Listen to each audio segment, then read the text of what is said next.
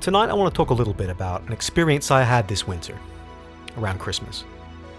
My girlfriend bought me a ticket to a video game themed exhibition at the London V&A Museum. Very prestigious museum, a lot of beautiful Western sculptures there. But that's not why we were there. We went to see the video game exhibition, and starting out, it was actually really cool. One of the first displays we checked out was some of the Bloodborne concept materials and some of the original Last of Us design documents and stuff like that. So, for the first 20-25 minutes, we're enjoying it. We're having a great time. And then we finish checking out the first area. We go through the door leading to the second section of the exhibition. And right away, I just... my heart sinks because, what do I see across the room but multiple display panels with Anita Sarkeesian's fucking mug. And right above that, there's a giant hanging illuminated sign with the question emboldened on it, why is gaming so white? And this is an entire room dedicated to just the SJW narrative. Like the first 20 minutes of the exhibition, okay, we get a little bit of history, we get a little bit of development documents, and then the majority, like 3/4 of the exhibition, was dedicated to this journalist narrative. And why are women so harassed in gaming? Why is gaming so male? Why is it so sexist? Why, guys? Why? Why is gaming so white? Well, first of all, let's just break it down here. I have a problem with that question being posed in and of itself by a lot of these Marxist intellectuals that have worked their way into the industry and absolutely have saturated the press, the gaming press. Obviously we know that. Obviously we know about Gamergate. And I use the term intellectual quite loosely here because most of these people aren't even really fully cognizant of the ideology that they're actually holding water for. Because it's really not about asking that question in good faith. Because there's absolutely a counter-narrative to this. The reality of the situation is that gaming is perceived as white because white men, they're responsible for purchasing the games, they're the consumers, they're the gamers. That's why it's white. I think it's pretty obvious, but I'm not going to be that much of a brainlet that I would actually just think, oh well, this is hypocrisy. This is just leftists being hypocritical, because I think a lot of them are genuinely that dumb. But I think a lot of other leftists, especially the Marxists, they are more interested in gaining power. They want to take over gaming and make it their own. That's what it's about. So when they ask the question, why is gaming so white? What they mean is relinquish your power. Give up your power and allow us to take over this subculture. You're not allowed to have it. Like white men, you're not allowed to have subcultures anymore. And gaming is, in my opinion, one of the last great male subcultures. It's a community where a lot of us, we grew up role-playing as heroes and experiencing very masculine, archetypal role-playing fantasies. I mean, we grew up in a kind of culture where we weren't really allowed to have an identity of our own, a solid identity. And that's why the gaming community was, I guess, so attractive to young white males. Maybe that's it. Because for me, I wasn't a jock, I wasn't popular, I had a pretty tough time growing up. So for me, gaming was, as they say, a safe space for me when I was just a vulnerable young lad. And that's the problem for these people. They really, really have a chip on their shoulder when it comes to white men. They think that the only reason we've ever achieved any success throughout Western history is through oppression and just through holding down minorities and holding down women. And they use a phrase called gatekeeper. They genuinely do perceive us as gatekeepers. So it's not really about, okay, well, you guys you're the majority of gamers, so of course that's why gaming's a little bit white. Even though without the East Asian influence, without Japanese classic gaming, we wouldn't have the industry that we have today. Japan is integral in the history of video games, but they will happily overlook this fact just to paint another anti-white narrative. And they've been using this strategy against all of their enemies. That's how Marxism takes hold. The same thing happened in the Soviet Union.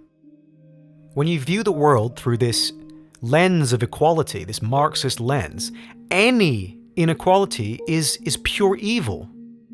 And they're not willing to give us credit for building Western civilization, the greatest human civilization of all time, which is kind of inarguable at this point. I mean, without us creating the modern world, the levels of human suffering would be far higher than they are now. And yet, no. We must carry the weight of all of humanity's ills upon our shoulders, just for the sin of being exceptional. That's what's going on. So, when these people see a subculture like gaming, something that came up from the underground, it was a nerd thing for a long time. And then it goes mainstream and it starts generating millions. And then the alarms go off. And they say, how can we subvert this community? How can we infiltrate this community and deconstruct it?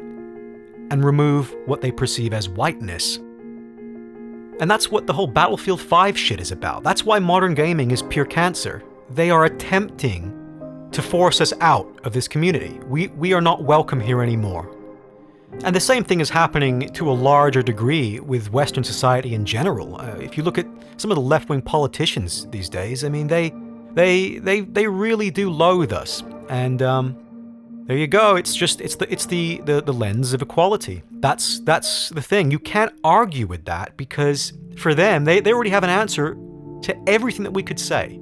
Be it racial inequality. If you say, I'm not racist, they go, but you would say that, you're privileged. And then you can't win on those kind of terms. And then when it comes to the third wave feminism, you go, hey, I don't hate women. And then they say the same thing. They go, yes, well, you have an internalized misogyny. Even if you don't admit it, you're still sexist. And back in the Soviet Union, it was the same thing. It was, hey, I have no problem with poor people. I want to give back to the community. And they go, no, you're rich. Therefore, you must have acquired your wealth through nefarious means. So we feel justified in taking that from you using any means necessary, including violence. There's this modern statistic that you hear thrown around a lot where, according to modern surveys, women make up 50% of gamers. Yeah, go fuck yourself with that statistic because, is Candy Crush really a game? Let's compare Metal Gear Solid 2 to fucking Candy Crush. This is not real gaming, okay? So you can say, yeah, women love casual bullshit games.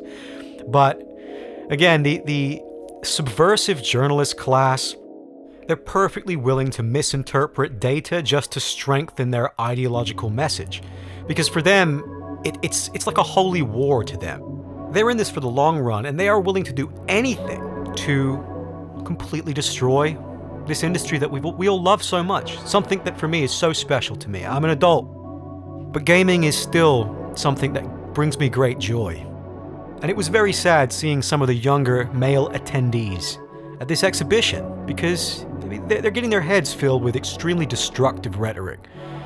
Stuff that when you internalize it, you grow up with that, you end up hating yourself. And you hear that question, why is gaming so white? And you go, oh, I know. It's because sexist, patriarchal white men created the industry and they kept women out and they kept minorities out and they consolidated their power. And that's all they care about, power and money. But the reality of the situation is that these far leftists, these ideologues, they may claim to not care about money, they may claim to want to spread the wealth around, but when it comes down to it, their capital is power.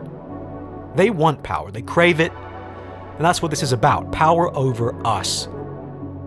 And they're willing to sacrifice anything and everything to achieve this goal, be it ruining comic books, destroying gaming, fucking ruining Star Wars, ruining sci-fi novels, everything. It's all collateral. And ultimately, the final sacrifice will be this civilization of ours. This beautiful civilization, those works of art housed in that very museum, are on the chopping block. It's all gonna burn in the name of equality. Because even aesthetics, even objective beauty is problematic to these people. They can't even get their head around the idea that one artist would be more talented, more sublime than another. To them, any differences are bad. Look at modern art. Modern art exalts ugliness. Art criticism is based on Marxist critical theory, which came from the Frankfurt School during the Weimar Republic era of Germany, where you had these intellectuals that were basically working to subvert the West, which they perceived as an extension of the authoritarian personality, inherently fascist, inherently evil. This is the groundwork for all of the bullshit that we have to eat every single day from these fucking journalists. And it's a joke. This is all just one big joke. I'm having a Joker moment, guys. But once you see through the bullshit, I mean, why would I feel guilty for being white? Why would I apologize? Why would I give these cunts even 1 inch of ground? When I know the basis for their entire worldview is some elaborate gaslighting campaign to try and demoralize Europeans. To demoralize me so that I'll just drift off into the night, never have kids, never feel like I can stand up to the world. Total disempowerment and exclusion from society. That's what they want from me. And that's what they want from you. So yeah, that's my answer to the question, why is gaming so white? Thank you very much for listening. And I'll leave you with a quote from the eminent Sam Hyde. Do not forget that these people want you broke, dead, your kids raped and brainwashed, and they think it's funny.